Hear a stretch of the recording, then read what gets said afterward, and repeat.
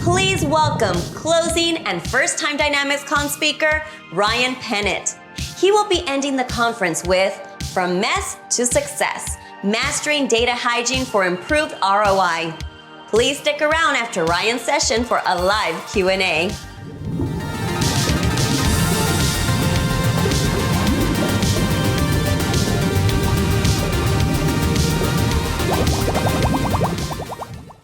Hey, hello everyone. Thanks for joining me today. I'm Ryan Pennett from QWare, and today I'll be presenting, as you just heard, From Mess to Success, Mastering Data Hygiene for Improved ROI. So a little bit of background on me.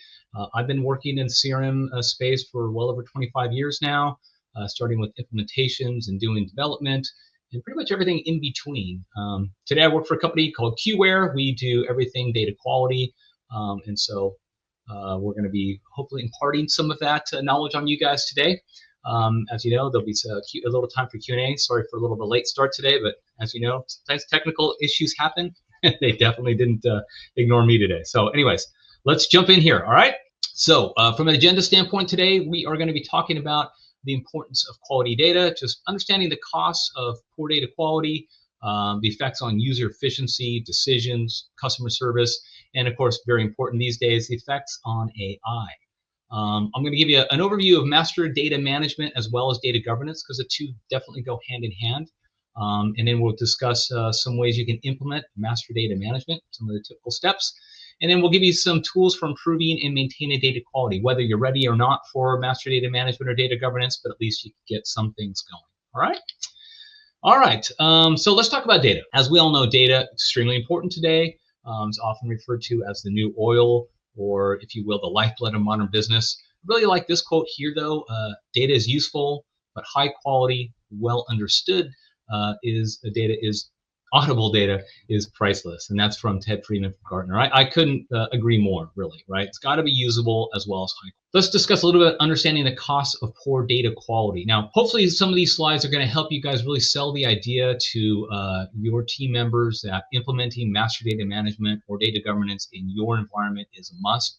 So if nothing else, hopefully we'll give you a little bit of ammunition to go to your bosses, get some funding, and get some support for this. And we'll talk more about this as we go through. All right, so let's first talk about the cost of duplicate data within your system. If you have a lot of duplicates, and we've seen it all, I mean, anywhere from hundreds to thousands, to even tens of thousands of duplicates, depending, of course, on the size of your organization, it can be extremely costly just from a marketing standpoint alone, right? If you're sending out, doing many campaigns a year, and you're sending out emails each time for one of these campaigns, as well as print material that's come back real big these days, you are having a direct cost basically because you're sending out all these additional duplicate emails and print, right? Not a good thing.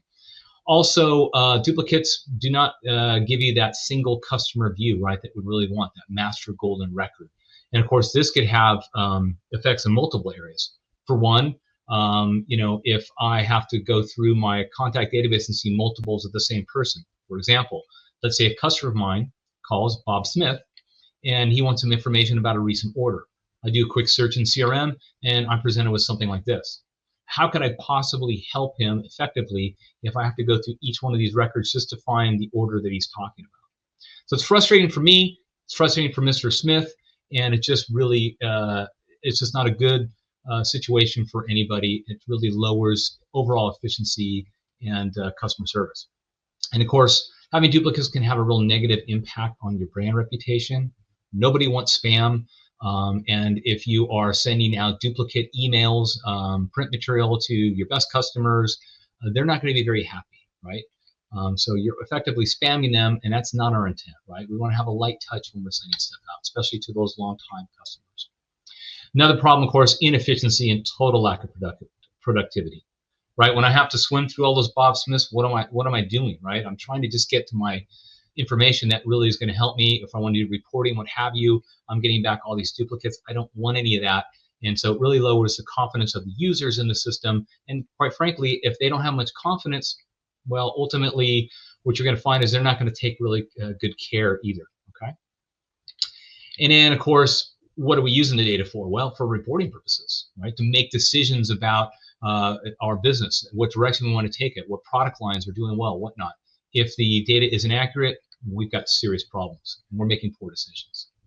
Of course, when we're talking about data these days, right, we have to discuss AI, right? It's the big elephant in the room.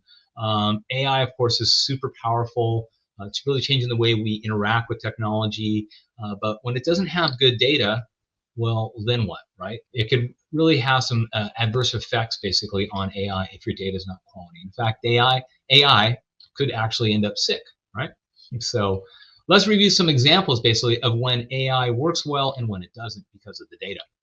All right, and I'm going to use as an example today Microsoft Copilot and also Microsoft Dynamics Sales, the CRM system for Dynamics. Okay, now there are some great enhancements thanks to Copilot being added into Microsoft Dynamics for Sales. Okay, for one, lead analysis, right? So Copilot sits within the CRM system now and can show me things like my top leads, lead summary, purchase intent, that type of stuff, as well as, of course, on the opportunities, right? It can show me my top opportunities, show me a summary of the opportunity. I can get all my information right at my fingertips. Even if I'm new to the organization, Copilot's going to give me all this great information, right? I can see what's happening at any time with this opportunity or with a lead, and it's going to basically save me boatloads of time, right? Just much more efficient. Now, it can also show me stuff like revenue, how long they've been a customer, provide me at a glance key info, current status of the opportunity, what's the latest stuff, all that good, and help me with nurturing, right? However, if we don't have good data, okay, then we are going to have a problem with the effectiveness of Copilot, right? So, for example, if you have revenue discrepancies, okay, budget amounts are not aligned. If your lead types or categories of your opportunities or leads are wrong or missing, okay, then, of course, when we're doing reports on those types and we want to find the types of leads and opportunities, and again, we're making decisions, AI is going to be wrong. Missing data, a big problem. And obviously, if we have duplicates, it's just going to further compound the issue. So unfortunately, Copilot's not going to be very effective. It's going to be sick when it comes to our analysis on ops and leads. And they've added some great opportunity scoring with AI, okay, with Copilot. For example, it can use several data points to determine a score, basically the score meaning how likely is it going to convert to an actual sale. Looking at things like time frame, decision makers, what's the purchase process of the opportunity, looking at any of the notes and activities, and ultimately give you a score. That's great. However, what if, in fact, that data is not good, okay? So if especially you have duplicate data, now you've got data spread across multiple records, okay? And so you really cannot trust that score. And in fact, that score may in fact be lower when it should be higher, which means you're not giving this enough attention because, again, some of the stuff is disparate data across multiple opportunities or leads, right? So again, we won't be able to trust that score. Okay, AI is ultimately sick until we get our data cleaned up. Let's talk about some of the causes of poor data quality and, of course, why you might want to master data management or data governance, right? Number one, users. Okay, I think we all realize that. I think Gartner's and Experian have done different polls. It's anywhere between 50 and 60% of your bad data is because of users. Okay, and it's not really their fault.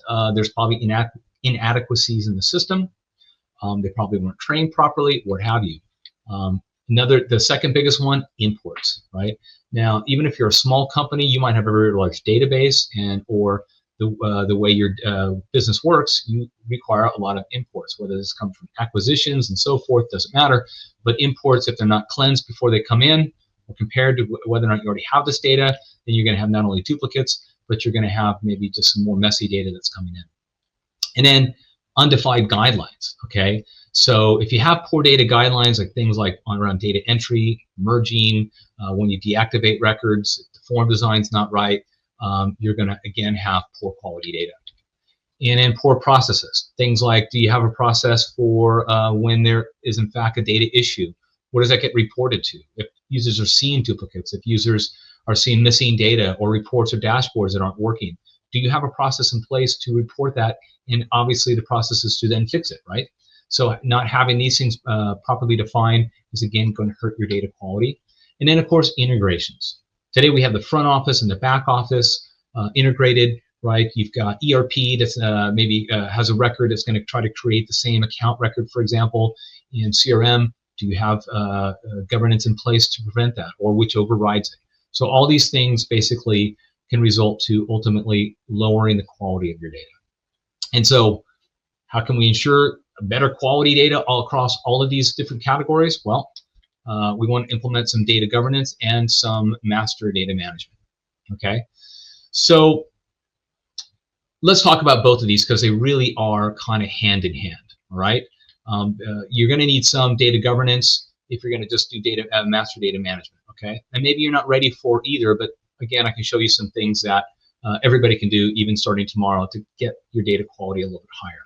So what is master data management? Well, master data management is a process of creating and maintaining a single master record or a single source of the truth for each person, place, and thing in business. Okay, so it ensures that master data, such as, and of course, customer is probably the most important, but as well as product, supplier information, is consistent and accurate across all your different systems and departments. So it can be used for better reporting, decision-making, process efficiency. So really what master data management is consolidating all your different silos into a single repository where you can now get the single source of the truth, okay? And we'll talk more about that. All right, now data governance, on the other hand, is a much broader spectrum. It basically sets policies, processes, and standards, as well as defines the roles that ensure data is managed effectively, consistently, and responsibly across an organization. So data governance basically focuses on data quality, privacy, security. It sets in place policies and compliance, okay, and overall data management strategy, all right? So it is a broader scope. In fact, here is data governance, what's called the DAMA wheel. DAMA is the Data Management Association International. Basically, they're a nonprofit org that does all things data. You can get certified in different various topics within the data field, if you will. And so what you can see here is the different spokes of a data governance. It's very comprehensive, as you can see here, right? From anything from architecture to modeling, storage, security, integration, documents, reference, and so much more, right? Metadata, data quality. So that's your data governance. Now, if we're talking just on master data management, it will again have certain similarities, right? So it's really about the green areas here, you know, data modeling, data integration, reference and master data, metadata, and data quality, right? And it can have some other bits in architecture as well, for sure. So there's definitely a blending of these things too, but data governance being the overall umbrella for everything. All right. So why would you want master data management and data governance? Obviously, we'll talk about the data quality, but what are some other things? Well, number one, security, okay? So, and this can be both internal and external, right? So obviously we want to make sure that security across departments and the different silos you might have today is maintained. We want to make sure the right people have access, they have quick and easy access if they do and should have it. How we manage who has access to it, that's your internal. And external, obviously, we want to protect from any data breaches. And of course, with that comes, obviously, these days, government compliance regulations out there. Obviously, GDPR, but there's some 17 states now here that have also enacted this, California being some of the most aggressive ones as well, the CCPA and its sister CPRA. Also, there's HIPAA, and of course, banking regulations that you have to completely continuously adhere to, and things are changing all the time. And if you are nailed for a fine on one of these, it could be extremely expensive, anywhere from $2,500 to $75,000 in California, for example. GDPR can go after as much as 4% of your annual revenue, okay, if you are found with many different infractions in a continued policy of not enacting good compliance. So we definitely want to make sure we're in compliance. And then, of course, an enhanced customer experience, right? We want that single customer view like we saw earlier with Bob Smith. We want to be able to have everything at our fingertips, all of our customer data in one fell swoop, whether it be for reporting or users accessing the data live. Enhanced customer experience will be massive if you are employing these frameworks. And of course, we want consistency and accuracy across our systems, right?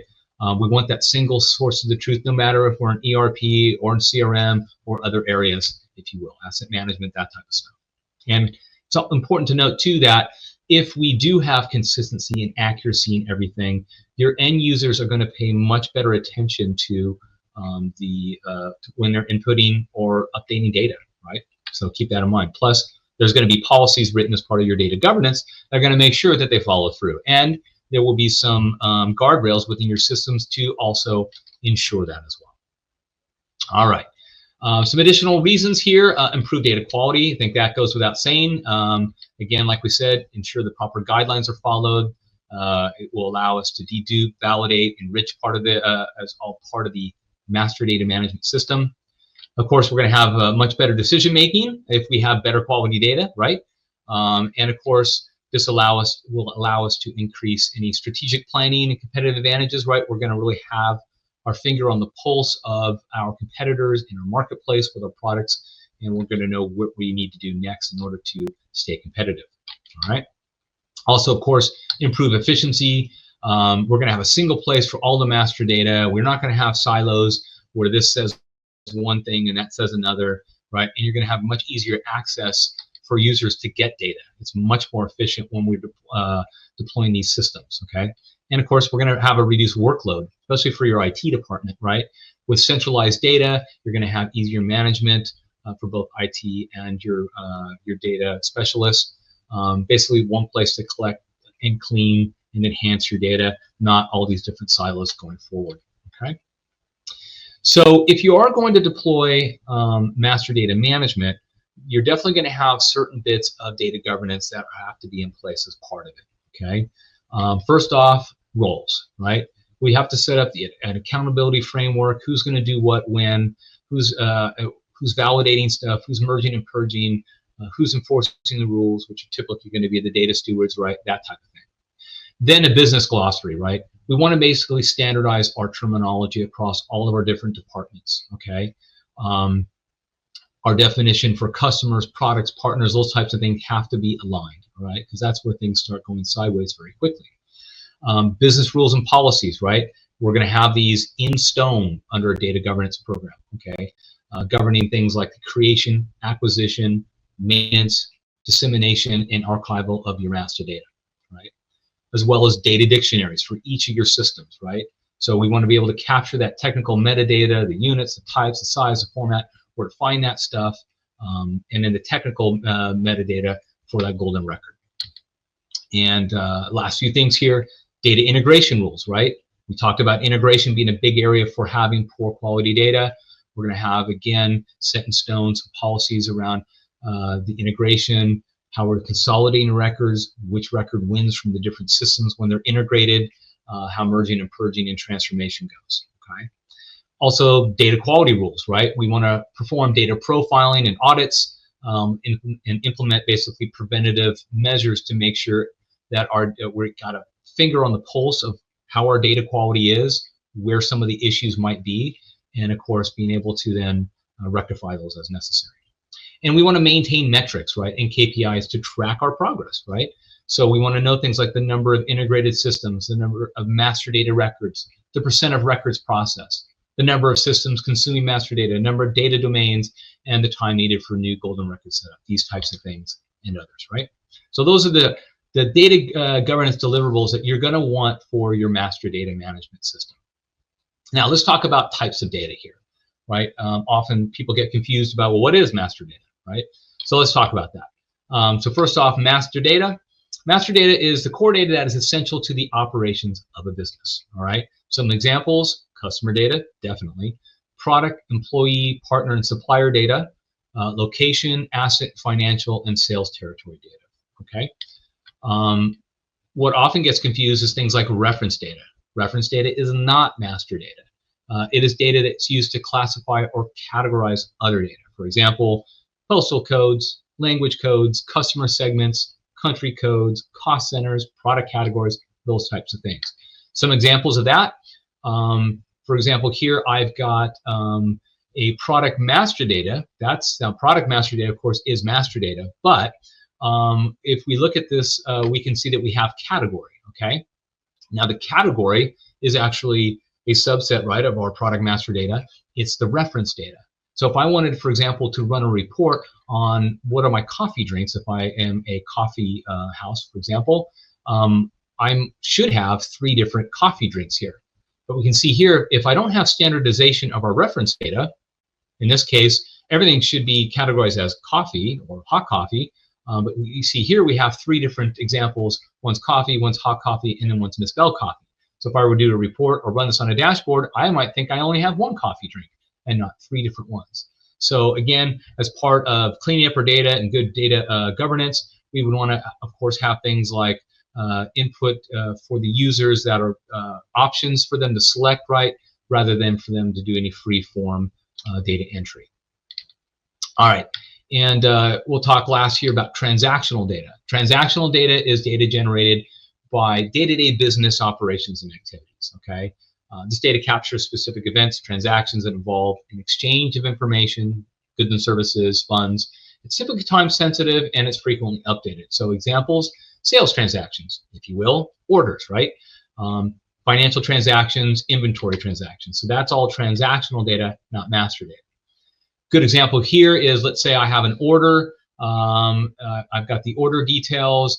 I've got the product that the order is, and partner or reseller, and then who the customer is.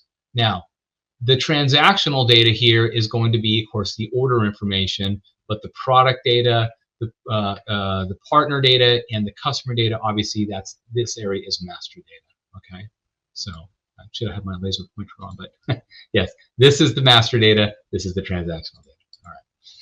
All right. Okay. Now we kind of have a good idea of the general forms of data and what isn't master data versus what is. I want to talk about a subset, and that's customer master data, which, if nothing else, we'd want to get a handle on that for sure, right? Customer master data is all about collecting, consolidating, maintaining, and distributing customer data in your organization, right? So demographics, transactional data, their orders, their behaviorals, and why is this important? I think it's pretty obvious. Better customer insights, especially for targeting marketing, improve customer experience, obviously, and it really is important for that sensitive information, if you will. Security, again, being able to comply with things like GDPR or California, the right to be forgotten. We want to make sure that we are on top of this stuff, if you will. All right, let's talk about the different domains of master data. In particular, I want to talk about how it relates to Dynamics 365. So obviously, the different domains, we talked a little bit about this: customer and product, digital assets. There's your pointer again. Customer, product, location data, supplier, digital assets. These things are all right master data. But what about how it relates to Dynamics? Well, your customer master data is going to be things like your accounts, your contacts, your products, right, your leads. Your reference data is going to be roles, regions, that type of thing. And transactional data, of course, activities, cases, opportunities, and your orders, okay?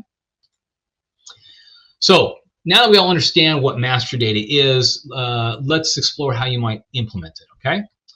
All right, step 1, you really want to get a good handle on what the basics are about master data management, right? So we want to understand all the workings and what the different implementation styles, that type of stuff is. So, of course, first off, we want to know in terms of its important capabilities, right? Do we need it? Is it going to basically take care of our requirements, what our business goals are, right? So things like it can handle data integration and consolidation, data quality management, data governance and compliance, metadata management, data modeling, hierarchy, and of course offering that single source of the truth. Of course, we talked about the domain categories, that's part of that, but when you go to implement it, you have one of 4 what's called implementation styles that you can choose from. And obviously this is going to be dependent on how big your organization is, your different sources of data, what type of data you have, whatever those requirements are that you guys need, one of these will be a fit for you, okay? We'll talk first about consolidation, okay? Consolidation basically is a non-intrusive type of implementation of master data management, right? Where basically BI is the platform. It's inexpensive, pretty fast to set up. Basically what's happening here is that we're pulling data from your source data and we're creating basically a new repository, if you will, of data, okay? So basically, it will allow you to take data from these different systems, a one-way data flow, if you will, and then you can clean the data here in the repository and then use this as a reporting mechanism. So downstream here will be your reporting, your BI tools, what have you, and they're all going to be pointing not at the original source data, but now at your repository database, or your MDM hub, as they call it, okay? So, and you're not really cleaning up data here in your master data stuff. You're cleaning it up down here and lightly, but basically, for the most part, you're just reporting off of this data, okay? All right. The next one is what we call implementation style 2, or registry, okay? Registry is similar in that it is, in fact, pulling data from your source data into a hub, okay? It is, again, a one-way data flow from your source data to the master data management hub. It is a fast setup and low cost, just like the previous consolidation.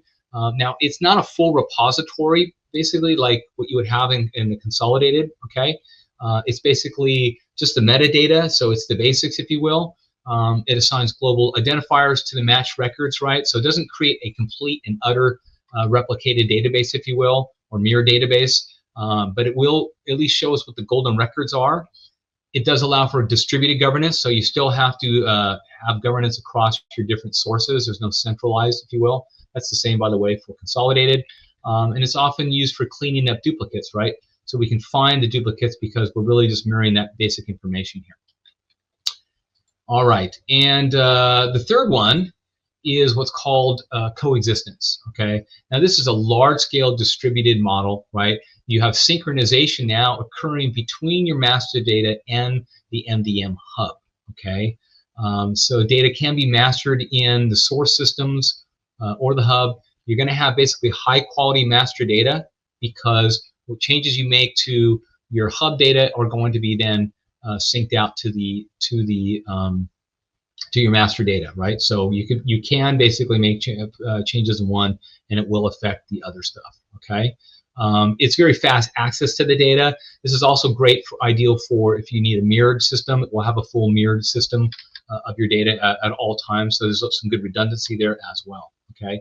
Now, one thing to keep in mind here is because it is a distributed model, basically from a governance standpoint, you have to make sure that you have very strict data governance that are being followed across your departments, because we don't have a central way to govern it in this case. All the governance is done back at the source data. So we still have to make sure, especially if we're dealing with a global company, we want to make sure that our governance is being followed across our system. If we need to bring some of that into the hub, then that's got to be, all right? So keep that in mind.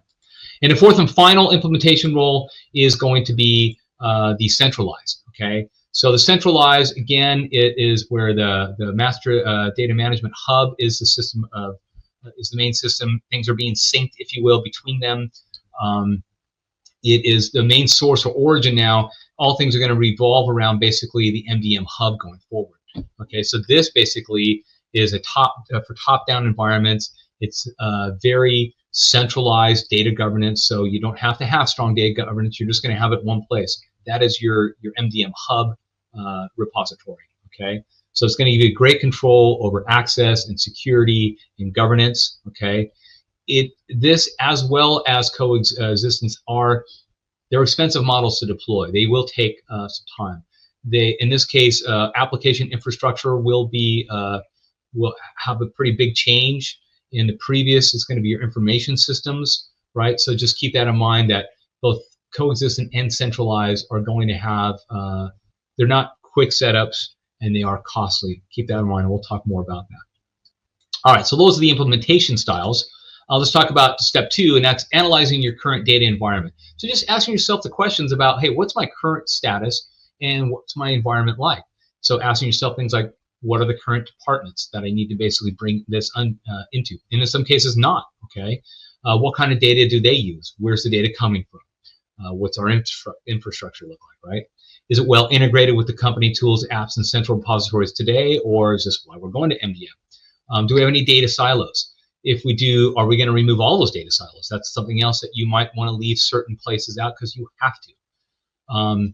Additionally, things, what are the main data problems for the business? Are there any data quality controls in place? How's the data being governed today? Can we use some of that? Who are the main data stewards in each department? And is there any documentation today that would help us as part of our MDM program, right? Some of this could be reusable, like do you have governance structure in place? Do you have issue resolution processes, those types of things? And step 3, we want to define our goals, right? So some business drivers, obviously everyone's going to be a little bit different, but are you doing it for upsell and cross-sell opportunities, for that complete view of the customer, for centralized data, improve customer experience, that type of thing? I'll leave that to you to decide what your goals are, but you need to be very clear on those goals, okay? Because when you start writing your KPIs and monitoring whether or not your system's being effective, you need to compare them back to these goals. All right. And this is an important one, step 4, securing your sponsorship. Okay. These things, like I said, coexistence and the centralized can be very lengthy deployments, right? They could take years in some cases, depending on how big and complex your organization is. So you got to have executive sponsorship, right? So best way, put together a package, maybe give it to your higher ups who maybe is going to present it to the board, if you will, or the main decision maker. But you want to present your goals, your strategies, put down your criteria for success, all your KPIs you're going to be monitoring, and then have whoever needs to go to bat for you, or if it's you, be ready for your objections, right, and fight for it. What we really want is a long-term budget commitment, okay? And we'll talk more about that. Once you've got sponsorship, you want to create a team, right? Obviously, executive sponsors, right? Senior level executives, it's going to give the green light. They're going to promote the MDM program. And that's very important, right? Because not only are they going to make sure you have funding, but they need to make sure that you have the authority to enforce those rules, or your data governors, your data stewards have the ability to do that. So you're going to need executive sponsorship. You're going to have a program manager, or more than one if you're a bigger company for sure. Their overall responsibility for the MDM implementation. They coordinate all of the activities. They're basically the headmaster, if you will. They report on progress to leadership. And then you have your master data specialists, right? More of them typically. They're going to help the program managers with all the tasks that they might need. They're responsible for the creation and maintenance of master data. And these are typically technical people, right? They have the knowledge of your infrastructure, of your data, and will be intimately aware of what's going on the MDM level. Additionally, of course, you want to bring in your data stewards. These are typically the police force anyways, right? Whether you're doing governance or MDM, right? So they're going to know all things data, and they're going to make sure that people are adhering to your policies and procedures. And then, of course, you're going to need other data experts like data integration specialists, data architects, IT infrastructure managers, okay? And then finally, last but not least, your business stakeholders, right? Your department heads, your business leaders, right? We need to get them on board because it's a trickle down. They're going to make sure that their team is following the policies and guidelines. Their team is following up with their feedback. How are things going? Nothing's worse than you hear nothing and you find out they had all these issues, but no one's using anything or following because it didn't quote unquote work. And nothing drives me more mad than that, right? So it's like, so business stakeholders are going to be in charge of making sure their team are giving proper feedback, right? They're going to be involved in any steering committees, right? And of course, they're going to be ultimately approving any changes that begin in there. Let's talk about some quick wins though, right? Step 6, go off and get some quick wins. You don't have to deploy the entire thing. Go do a proof of project, a small pilot area, right? Choose a subset of stakeholders that you know are going to be very vocal and very helpful for you, right? Go to them first and say, hey, how could I help you? How can I make your data much better? What are some things you want? What are the reports, the dashboards, what have you? What's your access like? What's the data look like? If I could help you with that, right, would you bang the drum? And if you can help them, you're going to be able to demonstrate the KPIs of the effectiveness of the program, right? Which, of course, leads to happy stakeholders and sponsors, which is going to, of course, then get more sponsorship behind you, maybe more funding, right? So it's really going to secure your long-term budget and your support from management. Additional quick wins, you can, of course, go after customer data, eliminate the duplicates, and standardizing things like, let's say, customer address. You can go after product, data as well, standardizing things across. And spend a lot of time with that because I want to make sure we have time for Q&A. Obviously, operational efficiency, reports, dashboards, those types of things. We want to make sure that your quality data there and what's being presented and what people have access to is, of course, good. You can use these things as well to get some quick wins. Okay. Step 7, and the final step here, is monitor and adjust. Once you have things deployed, you want to maintain that long-term vision and maybe do a phased approach. I definitely would say do a phased approach and have a quick win with each of these departments or areas within a department that you're doing, right? Keep on tracking those KPIs so you can show people, hey, look, it's working, right? Get that feedback from people, right? Not only are your reports going to see that, but your users should start giving you positive feedback, right? And that's going to build more momentum. And of course, that will ultimately maintain leadership's interest, right, in the program and allow you to get it done. Now, you want to establish a regular cadence of MDM meetings, right? It's going to be different for everybody in terms of that cadence. Is it monthly, quarterly, semi-annual, right? You're going to gather feedback at these meetings, both from the team leaders, maybe some users, right, power users. You're going to review reports and dashboards. Are those things okay? Do they need some more help? Review the rules and procedures and training needs, and continue to improve CRM for basically all the roles. And you want to celebrate any successes that you have, right? Now, I do want to explore some third-party tools that are going to help you implement and maintain your MDM.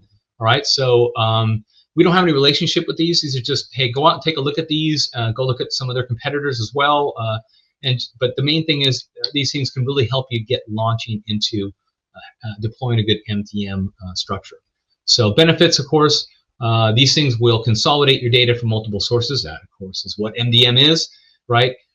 They often will have data quality tools, especially for auditing. They'll alert you on if you're having some issues with data quality. They're typically scalable. They'll support hybrid environments, whether it's in the cloud or on-prem. They often have advanced analytics, and most of them, if not all of them these days, are deploying their own AI tools as part of this, which can make things really cool. And don't forget, you're binding expertise to the subject matter, right? So these people have a proven framework. They're continuously improving it. It's getting better and better each year. You don't have to recreate the wheel, which is great. You're also going to get faster deployment. You can use their pre-built features and templates, and it's going to lower that initial development cost. And of course, regulatory compliance, right? It's their job to keep up with the latest and greatest regulations around the world, right? So that's the cool thing, is you don't have to be the expert in that. You can let them be, and part of their data auditing will show you, hey, you might have an issue with some regulatory compliance in this particular area. And they have some great user-friendly interfaces as well. Some of them are really pretty. Some examples, again, we don't go find your own, but here's some main players, if you will. Informatica, MDM, Prophecy. Prophecy is cool because it actually has an integration with Microsoft Purview, the data governance solution by Microsoft. Microsoft doesn't have an actual MDM solution, but they do have, of course, some data governance with Purview, and Prophecy will integrate very seamlessly with that. You got IBM InfoSphere, Stibo Systems, Rotilio, and SAP also has their own.